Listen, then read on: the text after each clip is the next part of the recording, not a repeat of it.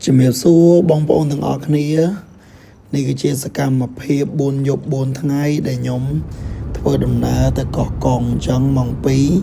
ខ្ញុំចាប់ផ្ដើមជិះឡានទៅឡាននេះឡានរត់ពីភ្នំពេញទៅកោះកុងអញ្ចឹងម៉ោង6ល្ងាចសំទោស6ព្រឹក6ព្រឹកក៏មកដល់ខេត្តកោះកុងទីក្រុងខេត្តកោះកុងក៏ខ្ញុំបានចុះពីលើឡានហើយមកដល់ចំណតហើយខ្ញុំដើរហួសបន្តិចមកទល់មុខត្រាំងបាល់នៅក្រុងខេមរភូមិន្ទហ្នឹងក៏ខ្ញុំដើរឆ្លងទៅហាងមិត្តភ័ក្តិរបស់ខ្ញុំមុននឹងឆ្លងទៅយើងមើលផ្លូវសិនព្រោះសារកន្លែងហ្នឹងផ្លូវកោងអញ្ចឹងយើងប្រយ័ត្នសុវត្ថិភាពមែនតើអញ្ចឹងខ្ញុំមានវ៉ាលីមួយអញ្ចឹងមក4ថ្ងៃនេះវាមករយៈពេលយូរដែរ4ថ្ងៃ4យប់តែពេលច្រើនកន្លះឆ្នាំខ្ញុំមកម្ដងបន្ទាប់ពីមកដល់កន្លែងនេះឥឡូវតកែហាងឈ្មោះប្រោរិនកំពុងបាច់ទឹកផ្កាអញ្ចឹងក៏ខ្ញុំ enjoy ជាមួយនឹងធម្មជាតិនៅហាងតិចទៅក៏ថតរូបជាមួយនឹងទេសភាពនៅខាងក្រៅហាង outlet ជាមួយនឹងពពុះផ្សែងរុក្ខជាតិមានម៉ូតូនៅខាងមុខបន្ទាប់ពីថតរួចរាល់ហើយក៏ខ្ញុំចាប់ផ្ដើមបដូរសម្លៀកបំពាក់ញ៉ាំត្រេងនិងថតត្រេងលេងជាមួយនឹង smoke gun ដែលខ្ញុំយកមកពីផ្ទះរបស់ខ្ញុំអានេះវារបស់ខ្ញុំផ្ទាល់ពេលខ្ញុំទុកថតមកអូម៉ាកាសេអីហ្នឹងខ្ញុំមានពពុះផ្សែងអញ្ចឹងយើងថតលេងផងយើងនិយាយគ្នាផងចែកម្លែកអ្វីថ្មីដែលយើងជួបប្រម៉ូទត្រេងខ្លួនឯងផង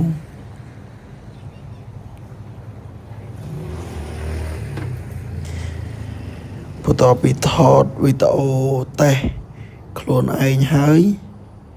ក៏ចាប់ផ្ដើមដាក់កាហ្វេមួយកែវទៀត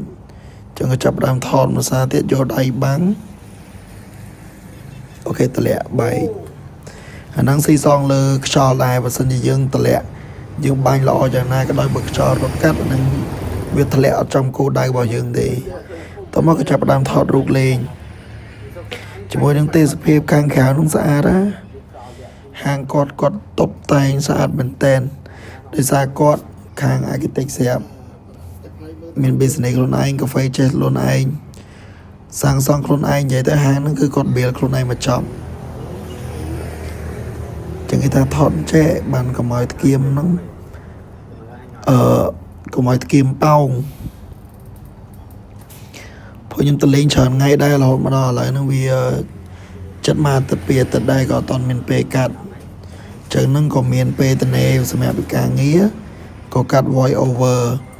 អានេះជាថ្ងៃទី2យប់ទី2នេះព្រលឹមឡើង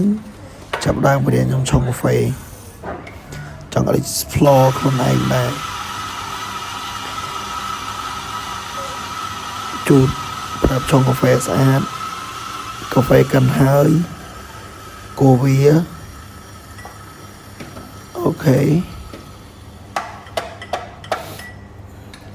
ក៏ប៉ុន្តែឆុងកាហ្វេនេះវាប្រណិតត្រូវតែយកចិត្តទុកដាក់ការងារគេដល់យកចិត្តទុកដាក់ខ្លាំងណាតោះមកខ្ញុំឆុងម្ដងខ្ញុំវល់កាហ្វេវល់អីដែរប៉ុន្តែដោយសារវាមិនមែនជាជំនាញរបស់យើងខ្ញុំកិនកាហ្វេហើយខ្ញុំដាក់កាហ្វេចូលក្នុងប្រដាប់ឆុងចម្រោះទឹកហ្នឹងតោះមកខ្ញុំយកប្រដាប់ចាក់វាឲ្យស្មើឲ្យកាហ្វេហ្នឹងមានលំហូរទឹកត្រឹមត្រូវចឹងបន្ទាប់ពីខ្ញុំឆុងកាហ្វេហើយក៏ខ្ញុំជិះម៉ូតូនៅលើស្ពានកោះកុងមើលទៅខុនឆាងខុនផែជិះម៉ូតូដើរលេងអានេះវាយ៉ាងថ្ងៃត្រង់ដែរបន្ទាប់មកក៏បានថតជាមួយនឹងដើមកោងកាងពេលច្រើនកោងកាងវាដុះនៅលើផុកមានទឹកចុងថ្ងៃទី2នេះយើងល្ងាចបន្តិចខ្ទង់ម៉ោង2ពួកខ្ញុំក៏ចេញដំណើរទៅលេងទឹកជ្រោះភូមិន្ទក៏ចាប់ផ្ដើមរៀបអីវ៉ាន់មានកបាត់មានត្រីតកែហើយក៏ចូលមកសពកង់ក៏ជិះតាមផ្លូវអញ្ចឹងរយៈចម្ងាយពីទីរំខេតទៅទឹកជ្រោះភូមិន្ទប្រើរយៈចម្ងាយប្រហែលជិត15គីឡូ អ តមកក៏ខ្ញុំជីតាមផ្លូវនេះវាមានភ្លៀងខ្លាំងចឹងបានធ្វើឲ្យរុក្ខជាតិនិងស្មៅនិងព្រៃភ្នំមានពណ៌បៃតងខ្ចីស្អាត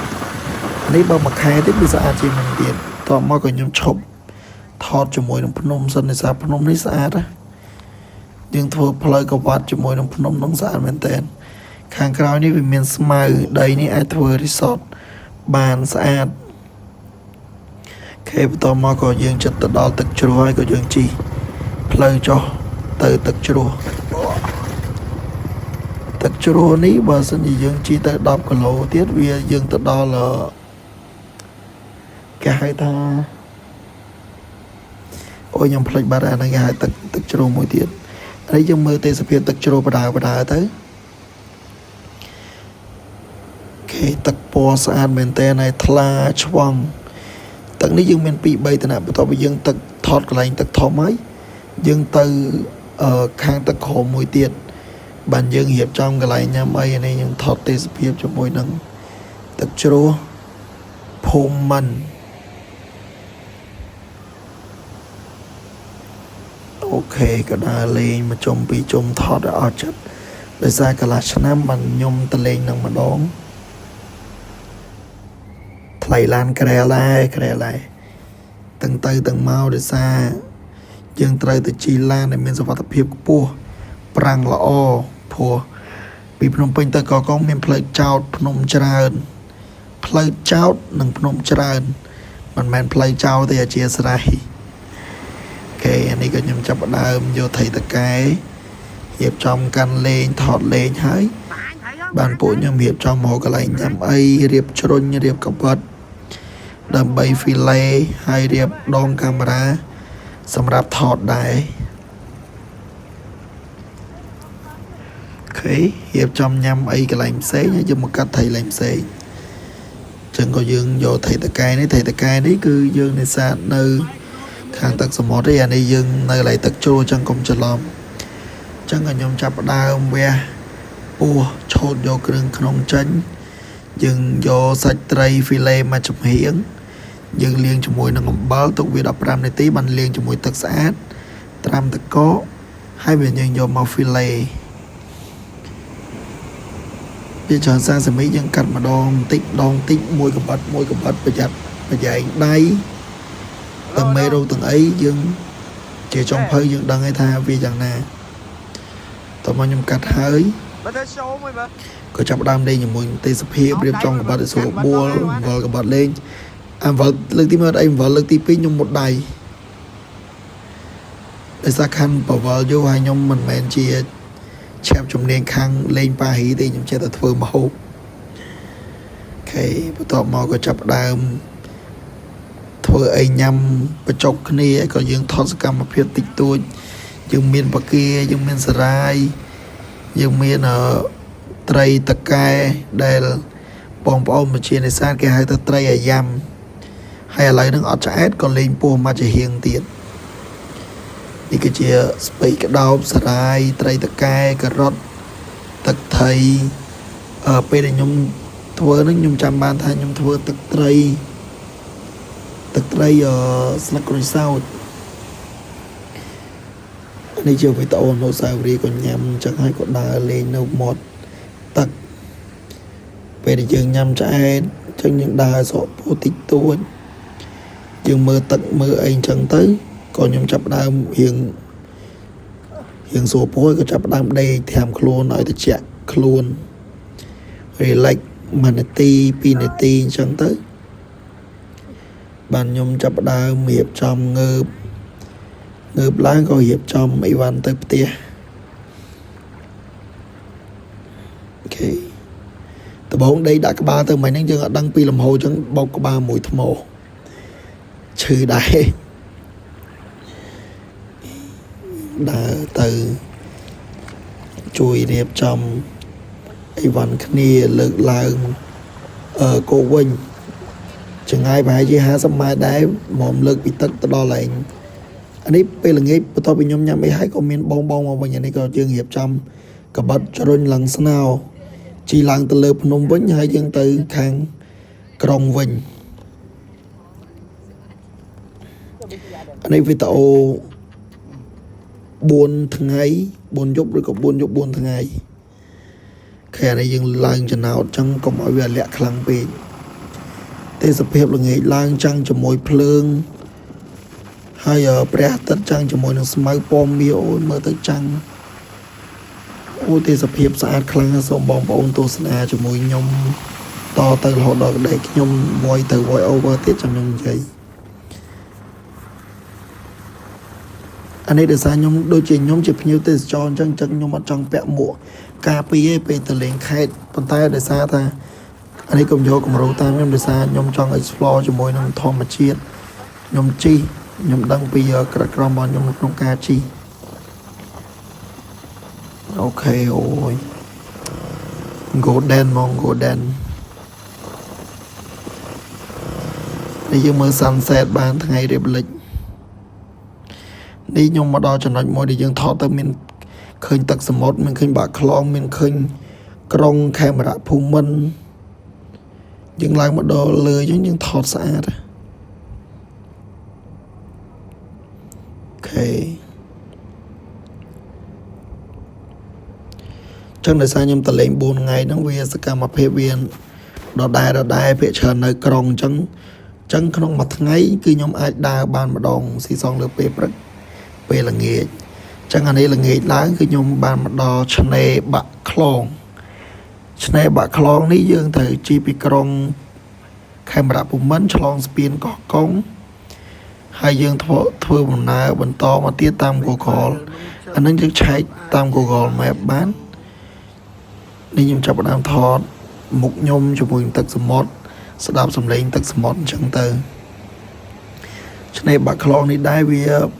ទឹកពណ៌អាចទទួលយកបានមានរមណីយដ្ឋានមានកាហ្វេញ៉ាំល្ងាចឡើងយើងមើល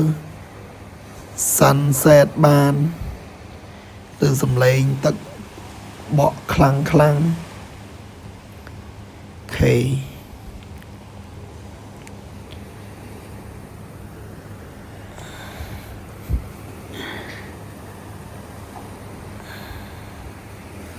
អានេះវីដេអូនេះគឺជាវីដេអូថ្ងៃទី3យប់ទី3ដែរបន្ទាប់ពីខ្ញុំមើល sunset ហើយរៀបលេងអញ្ចឹងទៅខ្ទង់ម៉ោង 6:77 បាទពួកខ្ញុំរៀបចំចេញពីហ្នឹងក៏ពួកខ្ញុំទៅរៀបចំទៅស្ទូចត្រីនៅខាងផែ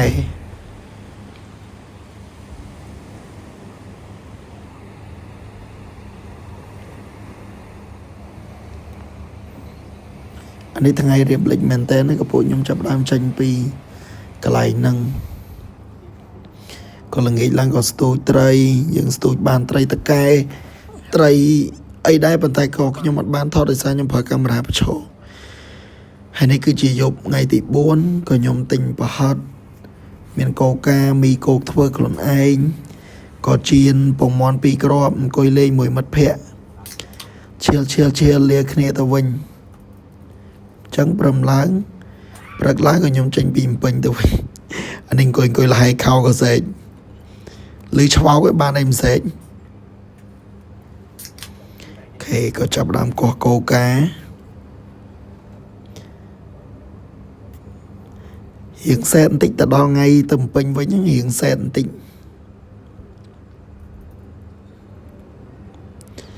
ចឹងបន្ទាប់ពីវីដេអូហ្នឹងទៅក៏ដល់ពេលវេលាមួយដែលខ្ញុំត្រូវទៅចេញដំណើរទៅភ្នំពេញវិញដែរនៅពេលព្រឹក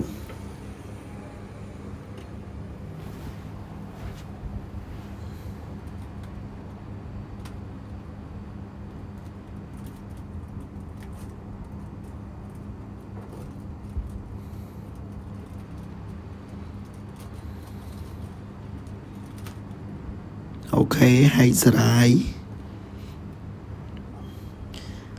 ជុលកូកាមួយកែវពឹង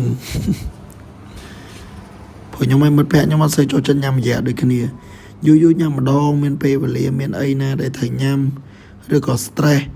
ញ៉ាំមួយកែវហើយគេងអានេះបើនិយាយទៅវាអត់ប៉ះពាល់គេទេដោយសារពួកខ្ញុំអត់ចេះញ៉ាំចឹងមកបងប្អូនណាចេះញ៉ាំអានឹងជារឿងរបស់គាត់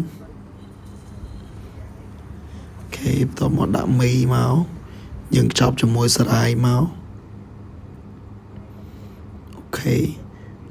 យើងដាក់ពងដាក់ផាត់អានេះបើយើងដាក់ចំណោះអត់ស្រួលបួលទេគឺញាត់អត់ចូលមាត់ទេzoom zoom ខ្ជាក់ចេញពីដៃទៀត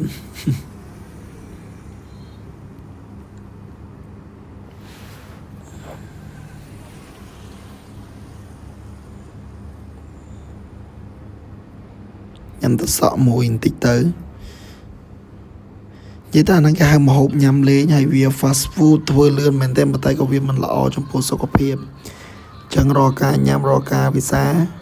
ទទួលទានដោយការទំនួលខុសត្រូវចឹងអានេះក៏ត្រឡប់មកដល់ពេលព្រឹកថ្ងៃដែលខ្ញុំចេញដំណើរមកវិញម៉ោង7គឺខ្ញុំឡើងឡានអូខេចឹងពូតាក់ស៊ីគាត់លើកអីវ៉ាន់ខ្ញុំដាក់ឡានចឹងសេបាយបាយកោះកុងចឹងអានេះកន្លែងគេទទួលភ្ញៀវមួយទៀតនៅកំពង់មូលដើមពោអូខេនេះឡានចេញមកពេញច្រើនបន្ទាប់មកគឺខ្ញុំដល់ភ្នំពេញវិញហើយ See you កោះកុង next time